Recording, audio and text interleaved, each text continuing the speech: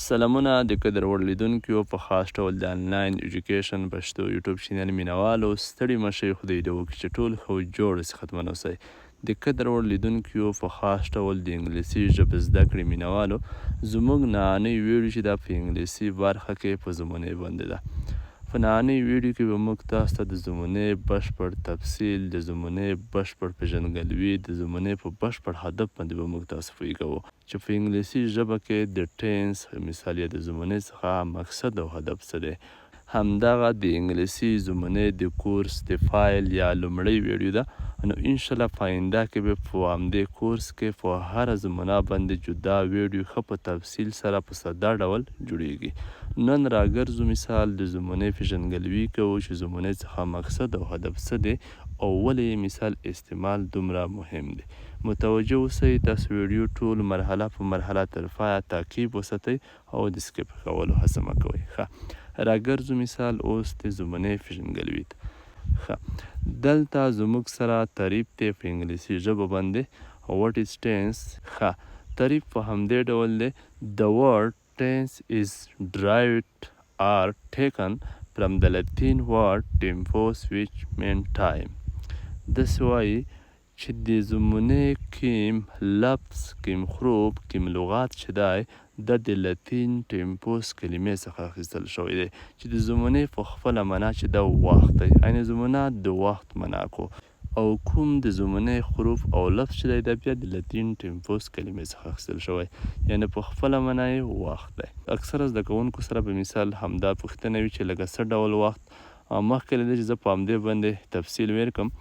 تاسو ته همدا تعریف پښتو ته هم ترجمه کړی دی دا هم تاسو سره اخیستلی شئ په کات یو څو دقیقې ویډیو سټاپ کوئ د سره نوټ کوئ ښه لکه مثال په ډول وخت دا ډول لکه مثال یو کار په جري وخت کې ترسره کیږي فعل حالن یو مثال په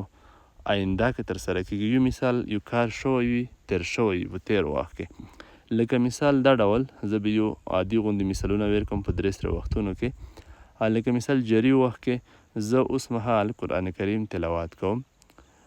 زه به سبا ورځ ښوونځي ته لاړ شم یا مثال زه تیر کال له پوهنتون څخه فارغ شم داسې نور مثالونه دا څو ساده مثالونه وو د وخت په باره کې یعنې په خاص زمونه چې دا خاص د وخت لپاره استعمالیږي موږ تاسو ته دا ښیي د کوم کار چې کیږي آیا دا مثال اوس مهال په جري وخت کې دی په تیر وخت کې دی که مثال په آینده راتلونکي وخت کې دی نو خاص د همدې مقصد لپاره استعمالیږي ښه نو خدای دې وکړي چې د زمونې په تعریف د زمونې په مقصد پوهېدل یاست کومه ستونزه او مشکل نه وي اوس فرا شو مثال د همدې څخه وروسته په همدې زمونې برخه کې مثال د زمونې مرحلې ته چې د زمونه چې دا مثال هره زمونه څو مرحلې لري راګرځو مثال همدې څخه وروسته په انګلیسي ژبه کې مرحلې ته سټیج یایي دلته لیکلی دی each tense has 3 stages هره زمونه 3 مرحلې لري ښه تاسو متوجه اوسئ لومړی چې دا سینټاکس سټیج ده همدا مرحله چې ده په همدې کې بیا د زمونې د فرمولونو د سټرکچرو پیژندګلوي کیږي څرګندونه کیږي خاص همدا پیژندل کیږي دویمه مرحله چې ده ایکسپلانټري سټیج دی په همدې کې بیا د زمونې هدف د زمونې تعریف او د زمونې پیژندنه کیږي دریمه مرحله چې ده همدا امپلیمنټینګ سټیج ده په همدې مرحله کې د زمونې مثالونو څرګندونه کیږي نو همدا به د زمونې مرحلې چې هره زمونه همدا 3 مرحلې لري اوس فرا شو مثال د زمونې عمومي برخو ته چې د زمونې چې دی په عموم کې په څو برخو باندې ویشل شوي دي زمونې چې دی په عموم کې او مثال په 3 برخو ویشل شوي دلته لیکلی دی یعنې په 3 کټګورۍ سره tense is divided into 3 categories زمونې چې دی په عموم ډول په 3 برخو یا په 3 کټګورۍ تقسیم شوي دي ویشل شوي دي لومړی کې مې دي ښه لومړی زموږ سره پریزنټ ټینسز دي جاري زمونې یعنې هغه زمونې چې مثال جاري حالت لپاره استعمالیږي جاري وخت لپاره جریان حالت کې په دویم قدم کې زموږ سره پاست ټینسز دي تیرې زمونې هغه زمونې چې د تیر شوي وخت لپاره استعمالیږي یا د تیر وخت څرګندونه کوي ښه دلته مثال په دریم نمبر کې فیوچر ټینسز دي هغه زمونې چې د راتلونکي آینده وخت لپاره استعمالیږي اوس مثال په همدې باندې خبرې کوو چې هره زمونه بیا په څو برخو ویشل شوې ده. د هره کټګوري چې دا مثال لکه د جاري کټګوري، د تیر شوي وخت کټګوري، همداسې د راتلونکي وخت کټګوري لکه پریزنټ، پاست، فیوچر، دا هم بیا په خپلو منځو کې په برخو ویشل شوي دي. په پریزنټ کې هم زمونې شاملې دي، په پاست کې هم، په فیوچر کې هم. نو اوس راګرځو مثال همدې برخې ته. دلته تاسو وګورئ قدرمنو لیدونکو، پریزنټ ټینس چې دي دا هم بیا مثال تقسیم شوي دي په 4 برخو باندې،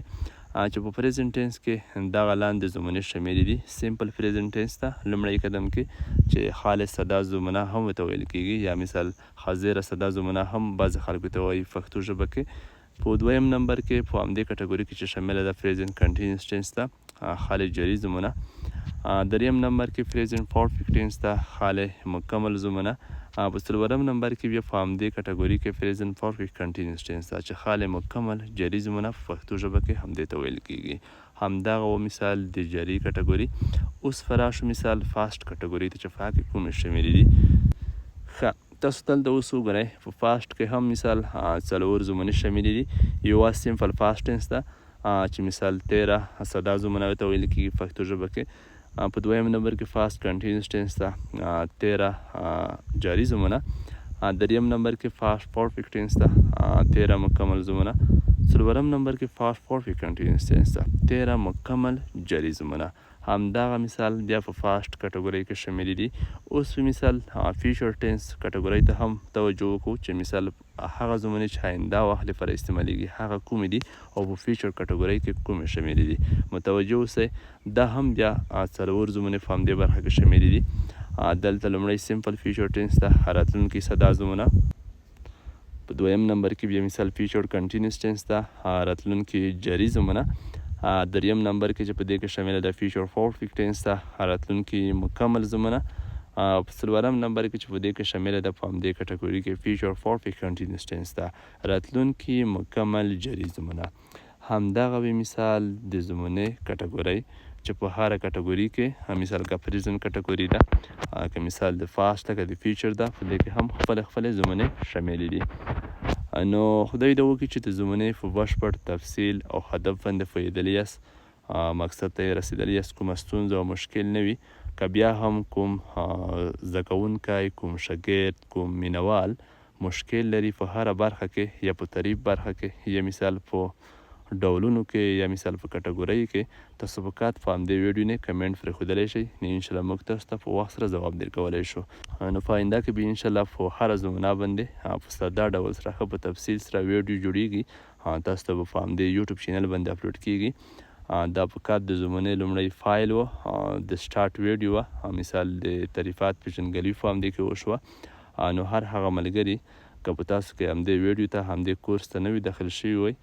زموږ چینل مو تاسو د سره سبسکرایب نه وي، نو حتما یې ځان سره سبسکرایب کړئ، تعقیب یې وساتئ. په آینده کې چې هره ویډیو اپلوډ کیږي تاسو ته بیا په خپل وخت سره در ورسیږي. فعل حالا مې په خدای سپارلی یاست. ښه وخت.